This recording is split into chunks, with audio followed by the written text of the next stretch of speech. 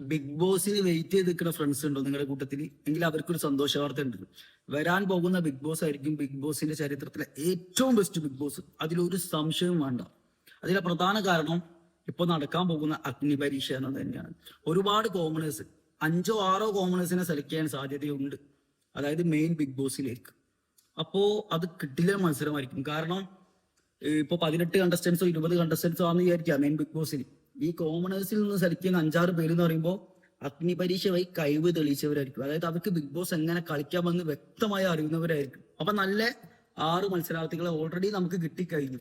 കാരണം അഗ്നി പരീക്ഷയിൽ ജഡ്ജായി വരുന്നത് അഖിൽ മാരാറ്, രഞ്ജിനി ഹരിദാസ്, റിയാസ് സലീം ബിഗ് ബോസിൽ കഴിവ് തെളിച്ച മുൻ മത്സരാർത്ഥികളാണ്. അതിലൊരു തർക്കവുമില്ല.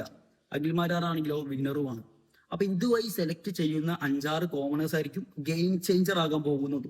പിന്നെ ഇതിൽ ട്വിസ്റ്റ് എന്താണെന്ന് വെച്ച് കഴിഞ്ഞാൽ ഇവര് മികച്ച മത്സരാർത്ഥികളാണെന്നുള്ളത് നമ്മൾ ഓൾറെഡി മനസ്സിലാക്കും. ഇവരുടെ കളി പ്രേക്ഷകർ ഓൾറെഡി കാണും. അപ്പൊ ഇവരോട് ഭയങ്കര രീതിയിൽ ആൾക്കാർക്ക് ഇഷ്ടപ്പെട്ട പ്ലേയേഴ്സ് ഉണ്ടാകും. തുടങ്ങുമ്പോൾ തന്നെ കുറച്ച് ഫാൻ ബേസ് ഉണ്ടാക്കാൻ ഇവർക്ക് പറ്റും. പക്ഷെ വേറൊരു ട്വിസ്റ്റ് എന്താണെന്ന് വെച്ചാൽ ബാക്കി വരുന്ന മത്സരാർത്ഥികൾ, അതായത് ബാക്കി വരുന്ന കണ്ടസ്റ്റൻസിന് ഇവരുടെ കളി രീതി മനസ്സിലാക്കാനും പറ്റും മെയിൻ ബിഗ് ബോസ് തുടങ്ങുന്നതിന് മുമ്പ്. അതായത് ഭയങ്കര രീതിയിൽ മൈൻഡ് ഗെയിമും മൈൻഡ് ക്ലാഷും എവിടെ നടക്കും? മെയിൻ ബിഗ് ബോസിൽ നടക്കും.